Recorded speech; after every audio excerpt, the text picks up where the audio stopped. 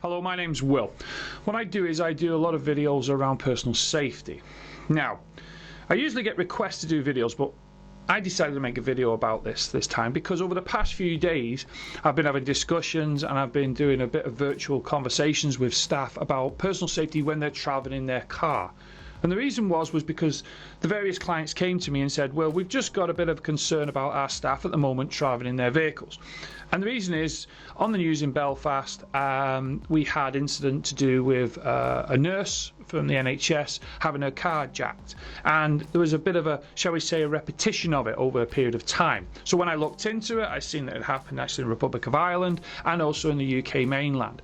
So the discussion was around, well, what can we actually do? Now, I've done videos on what you should carry in your car. I've done videos on parking your vehicle. I've done videos on even if you're being followed. And I urge you, if you've got any concern, to look them up on our channel. Now, what I did was I did a lot around, well, what's the preparation? What are we going to put in place before we even get in the vehicle? Have we told someone we're travelling home if necessary? Have we told someone travelling from A to B? Does somebody know that we're actually going to be in our vehicle at that time? The mobile phones. I talk a lot about mobile phones. I talk about the pros and cons of mobile phones. And I also talked about, well, let's go on. We've got an emergency app on our phones. Do you know what I mean? It's called Emergency SOS. Let's go in there and let's put our details in there. And we did that. It was good. And they put the medical details in there. They put contact details in there. They put all this kind of stuff. And it's pretty good in that sense because the emergency services, if there's ever an emergency in that sense, if you're involved in an incident, they can check your phone and they've got a lot of the details.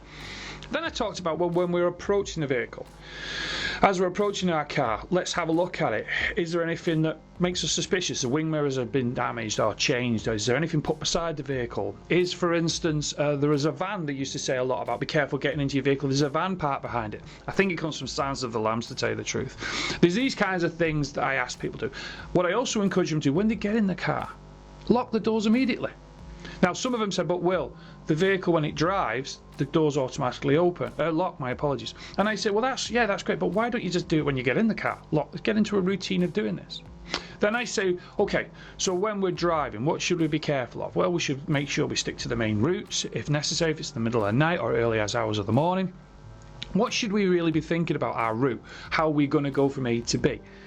If we have to, make sure we've got the windows up. Do you know what I mean?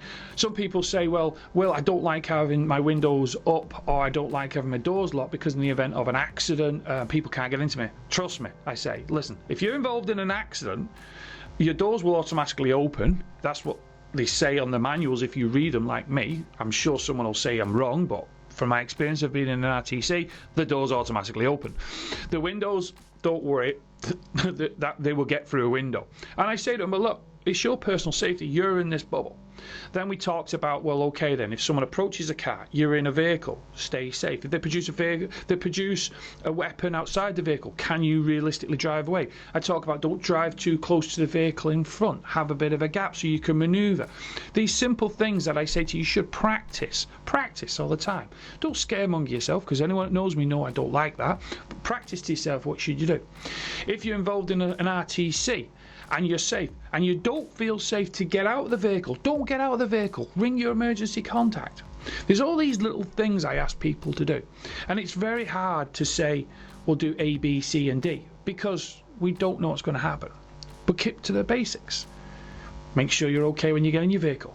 Make sure your vehicle's secure. Don't get out your vehicle if you don't need to get out your vehicle. Think to yourself also, if you're going from work here to home here, think to yourself, right, between these two parts, where is a safe zone that you can go to? Again, there's a video that I've released on the YouTube channel that talks about safe zones in more detail. And I'm trying to say to people all the time, don't take chances. Just think to yourself, what could we happen or what could we do in the event of an incident?